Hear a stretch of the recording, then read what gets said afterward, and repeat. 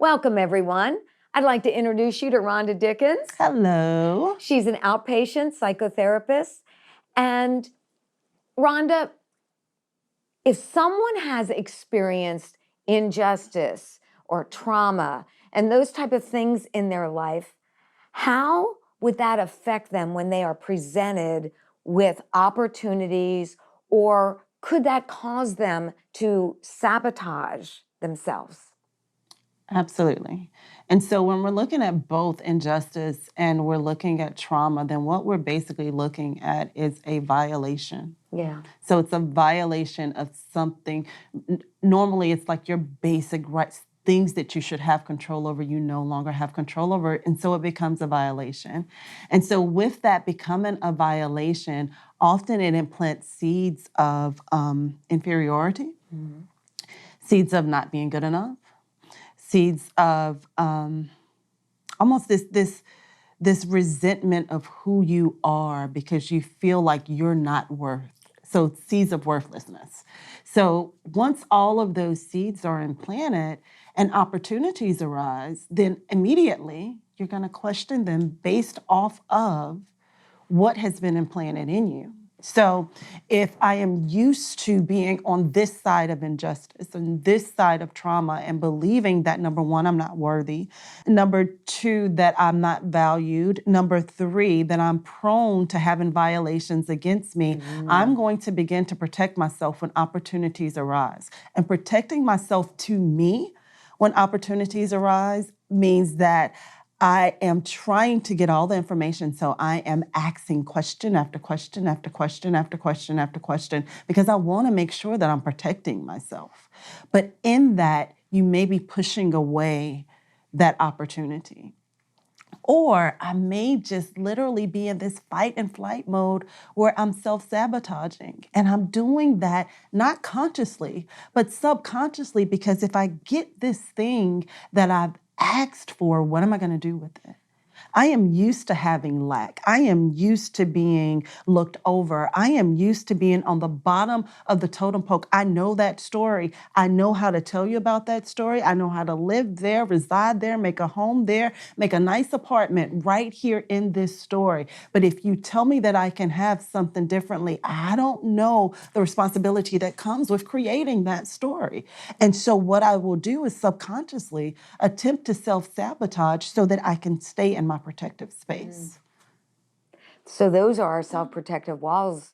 Absolutely. Creating a prison for us. Yes. It is our self-protective walls that's imprisoning us to not be able to walk into opportunities, to walk into our callings, to walk into even our personalities. Again, some of us don't even know what our personalities are because we're in this prison of protection that's protecting no one. Because my only experiential reality is the negative. Yes. So I can't imagine myself in a positive world. Is that how someone could get addicted to crisis? Absolutely how someone can get addicted to crisis, because when my only experience is the negative, I can't imagine myself in a positive world. I have to protect myself from that perception. So if I'm protecting myself from that positive perception, then something that positively comes to me, I am going to view from a negative lens. So I am going to find a way, even if it was presented in a very positive manner or something for my benefit or my good, I'm going to find a way to put some negativity in it. And it may not be, let me rephrase that. I'm going to find negativity in it. So I am going to look for the one I that wasn't crossed. I that wasn't dotted, that one T that wasn't crossed. I'm going to look for that one thing that I can use to usher in my view of the world, which is very much a negative view based upon violations that have happened to me. So would I then be angry towards people who make the most of their opportunities? Would I be angry at someone that pushes me or challenges me to make the most of mine? So I think, definitely there would be some, I'm not going to call it anger, but some disdain when it comes to people pushing and challenging. Well, no, I'm going to call it anger. People pushing and challenging, because that push and that challenge is a threat to my safety.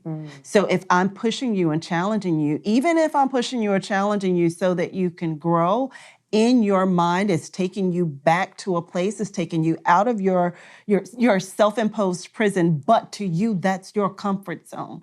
To you, that keeps me from having to experience vulnerability. And so if I am pushing you out of that, I am absolutely a threat to you. Wow. And I'm sorry, I forgot the first question that you asked, because that was really important. About the opportunities? No. The one prior being to. angry at someone who has the opportunities. So I think. Yeah, how do I view that person who looks successful, who looks happy?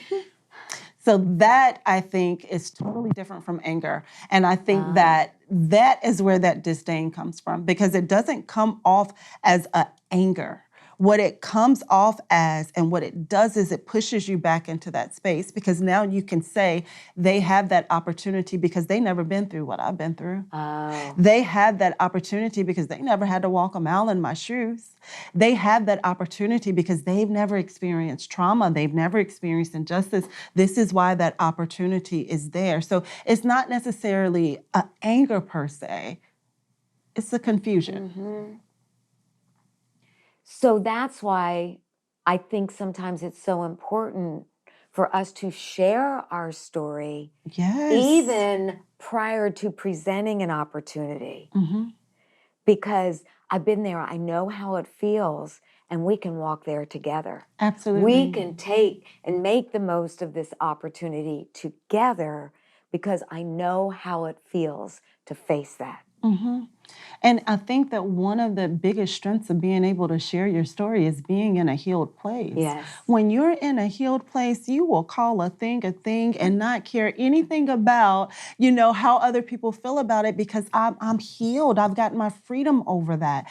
And a lot of times I think that people think that you are a therapist because you just know everything about therapy. No, you're a therapist because you had to give yourself therapy first.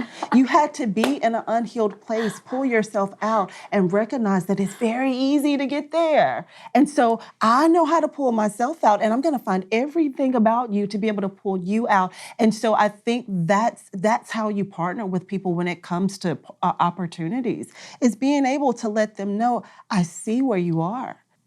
Let me help you walk into some doors that your trauma won't allow you to see. Let me help you open your personality in ways that your trauma has told you would never be open. Let me help you experience love in a way that your trauma told you was never worthy of it.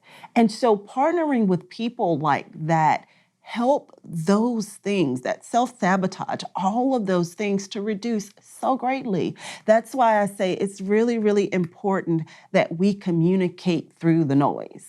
That's hard, but we have to learn to communicate through the noise. That is powerful. And what's so beautiful about that is when you're able to communicate through the noise and that person responds to that, then they themselves become that value generator. They themselves find purpose out of their pain, and they get to the other side, and so they become that instrument to help other people that may be stuck for a season in the midst of their trauma. Because they can immediately recognize it. They recognize They without recognize it. condemnation, With without love. judgment. Yeah. With that genuine love that we keep speaking of. You recognize it in love because you know that that is something that had you bound. And so how dare I judge you with something that had me bound? No, I want you to get out of it because there's freedom on the other side of it. And until people can understand there's freedom on the other side of these prisons that we put ourselves in, a lot of people will just remain.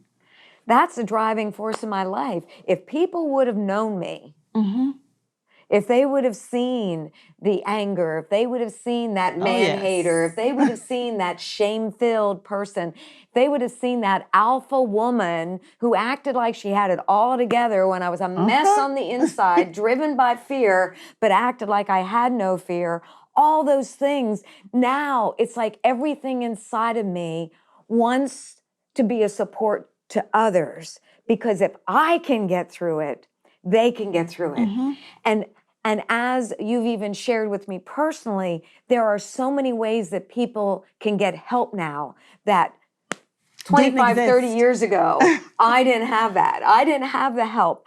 But now there's so many people like yourself and the different resources that you have shared, that really people are in a position that if they desire, they can get there safely. But they have to desire it, because Desire. there's no one that can heal you better than you can heal yourself. Aw. And when you're going to a therapist, you're literally going to someone who's going to partner with you on that, not someone who's going to do all the work for you. But once you desire it, once you know the basics of there's freedom on the other side of that, not going into it is making a choice. That's powerful. So if our focus is reaching a point where we can contribute to our world, that can be a driving force inside of us to deal with the things that are limiting us. Absolutely. Thank you so much, Rhonda. You're very welcome. Okay. Thank you for having me.